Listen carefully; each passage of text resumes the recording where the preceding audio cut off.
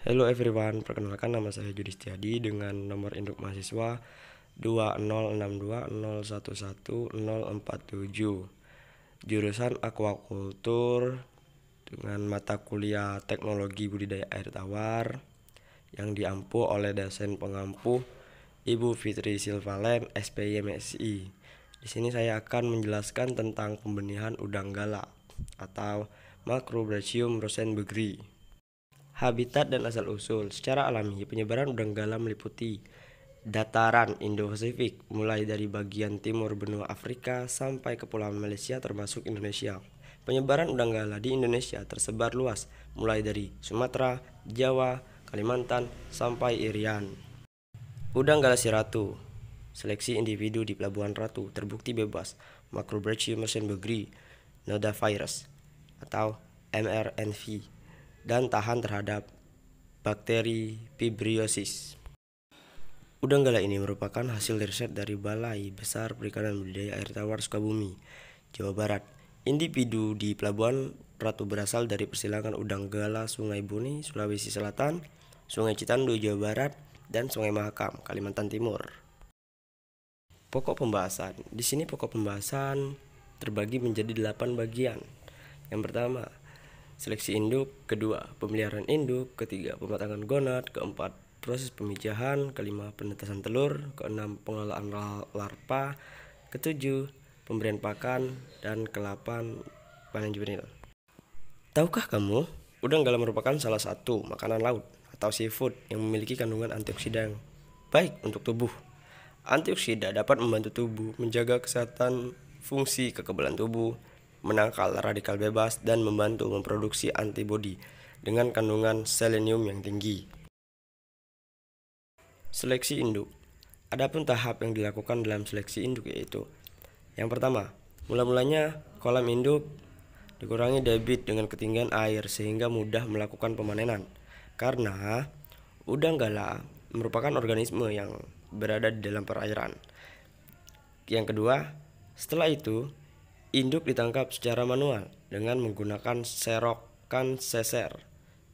Ketiga, induk diseleksi untuk mencari induk yang matang gonad atau yang sudah memija. Yang keempat, bobot minimal 40 gram. Yang kelima, tidak membawa penyakit dan normal. Ciri-ciri udang gala jantan. Pertama, ciri yang mencolok adalah pasangan kaki kedua yang tumbuh sangat besar, kuat, bercapit besar dan panjang. Kedua, bagian perut lebih ramping dibandingkan udang gala betina. Ketiga, kepala udang gala jantan tampak lebih besar daripada udang gala betina. Keempat, tubuh udang gala jantan langsing dan keadaan ruang di bawah perut sempit. Kelima, alat kelamin udang gala jantan terletak pada pangkal kaki jalan kelima. Sedangkan ciri-ciri udang gala betina, yang pertama, pasangan kaki jalan kedua tumbuh kecil. Capit yang kedua lebih pendek dibandingkan dengan udang gala jantan. Yang kedua, bagian perut nampak lebih gemuk dan lebar. Yang ketiga, kepala udang gala betina lebih kecil daripada udang gala jantan. Yang keempat, tubuh udang gala betina terlihat gemuk dan ruang bagian bawah perut membesar sesuai dengan kegunaannya mengerami telur. Dan yang terakhir, alat kelamin udang gala betina terletak pada pangkal kaki jalan ketiga. Pemeliharaan induk. Induk jantan dan betina dipelihara terpisah di kolam dengan kepadatan 4 ekor atau bak beton dengan kepadatan 10 ekor. Kedalaman kolam 80-100 cm. Induk diberi pakan pelet dengan kandungan protein 30% sebanyak 3% dari bobot tubuh udang dengan frekuensi 2 kali sehari yaitu pagi dan sore. Pematangan gonad. Udang gala umumnya akan mulai memijah setelah berumur 4 bulan semenjak menetas. Induk udang gala yang matang gonad terlihat warna oranye di bagian kephalothorax yang terletak di hepatopankreas. Induk yang sudah dipelihara selama 3 minggu dilakukan pengukuran untuk memperoleh bobot dan panjang induk. Sampling induk dilakukan dengan cara menguras air kolam dan sebagian induk disampling dan sisanya dimasukkan ke dalam bak karantina. Penyeleksian induk dilakukan pada pagi hari di mana suhu masih rendah, yang bertujuan agar induk udanggala tidak stres yang diakibatkan oleh perubahan suhu secara drastis. Proses pemijahan. Pemijahan dapat dilakukan di kolam tanah, akuarium, bak beton, dan fiberglass dengan kepadatan udang yang dipijah adalah 2-3 ekor. Perbandingan jantan dan betina 1:3. Di alam, induk udanggala dapat memijah dengan perairan tawar maupun payau. Sebelum melakukan pemijahan, kolam diberi shelter atau tempat sembunyi udanggala berupa daun kelapa untuk menghindari terjadinya kanibalisme. Pemijahan udanggala terjadi setelah induk betina mengalami ganti kulit atau molting yang kemudian menjadi lemah dan lunak. Pada saat tersebut, udang jantan akan melindungi betinanya dari udang lain yang ingin memangsa. Setelah induk betina pulih kembali, udanggala jantan menaruh kantung sperma ke dalam telesium betina. Telur udanggala dibuahi di dalam telesium. Kemudian, telur yang sudah terbuahi akan masuk ke dalam brood chamber dan diirami oleh induk selama 19-21 hari. Penetasan telur. Kegiatan persiapan wadah penetasan telur diawali dengan pembersihan hatchery 1, di mana bak penetasan berada dengan cara disapu. Kemudian, bak fiber penetasan telur dicuci dan disikat dengan menggunakan deterjen dan didesinfeksi dengan kalsium hipoklorit 10% selama 24 jam. Selanjutnya, bak tersebut dicuci dengan menggunakan Na-tiosulfat 5% sampai residu kaporit hilang. Lalu dikeringkan dan diisi kembali dengan air payau bersalinitas 5-6 ppt yang telah ditreatment. Setelah masa pemijahan berlangsung kurang lebih 19 hari, induk ditebar dengan terlebih dahulu melalui proses seleksi berdasarkan kematangan telurnya dengan melihat warna telur induk yang berwarna oranye dan berwarna coklat. Setelah diseleksi, induk direndamkan dengan menggunakan larutan iodin 100 ppm selama 5 menit. Dan induk betina dimasukkan ke dalam bak fiber berukuran 1,5 meter dan tinggi 0,7 meter sebanyak 15 ekor per bak. Sedangkan induk jantan dikembalikan ke kolam pemeliharaan.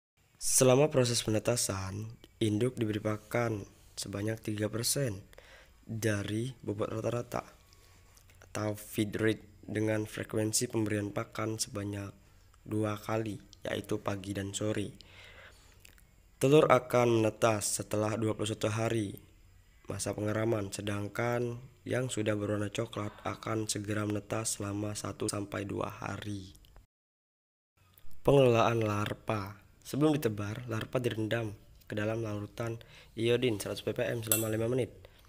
Larva yang sudah dipanen lalu ditebarkan ke dalam bak pemeliharaan larva. Penambahan air dilakukan pada stadia 7 dan 10 sebanyak 250 liter hingga mencapai volume maksimal 1.500 liter. Penambahan air juga diperlukan saat terjadi penguapan dan pengurangan akibat sifon yang dilakukan 3 hari.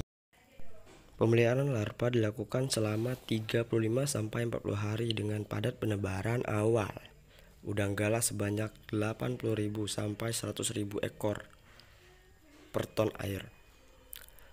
Penurunan salinitas dimulai pada saat stadia berumur 28 hari secara gradual dan mencapai salinitas 5-0 ppt pada saat stadia 35 hari. Pemberian pakan. Larva yang baru menetas tidak perlu diberi pakan karena masih memiliki kuning telur sebagai sumber makanannya. Fase inilah yang paling kritis karena Pada tahap ini terjadi proses pembentukan saluran pencernaan dan pergantian sumber makanan dari kuning telur menjadi pakan yang diberi dari luar. Setelah hari ketiga, larva membutuhkan protein yang cukup tinggi guna mempercepat pertumbuhan dari larva tersebut. Oleh karena itu, Artemia dipilih menjadi makanan larva yang tepat. Dan berikut tabel manajemen pemberian pakan larva. Panen juvenil. Jumlah juvenil yang hidup saat masa pemanenan dihitung untuk mengetahui survival rate atau SR, atau sering disebut dengan tingkat kelulusan hidupan. Tingkat kelangsungan hidup merupakan tolak ukur untuk keberhasilan kegiatan budidaya. Perhitungan di awal dengan mensampling wadah pemeliharaan larva. Air dalam wadah disurutkan sebanyak 75%. Kemudian larva diserok menggunakan scoop net atau serokan. Larva yang tertangkap kemudian diambil dengan menggunakan takaran untuk larva yang dimasukkan ke dalam baskom untuk dihitung. Larva yang terhitung dijadikan acuan pengalian dari jumlah penakaran selanjutnya. Berikut rumus perhitungan SR. SR sama dengan NT bagi NO dikali 100, di mana SR merupakan persentase kelangsungan hidup dan NO merupakan jumlah individu pertama kali ditebar, sedangkan NT adalah jumlah individu setelah ditebar. Dari data di atas, tingkat kelangsungan hidupan larva sebesar 32,65%. Meski begitu, hasil tersebut termasuk baik karena untuk memperoleh profit minimum SR yang harus dicapai sebesar 25%.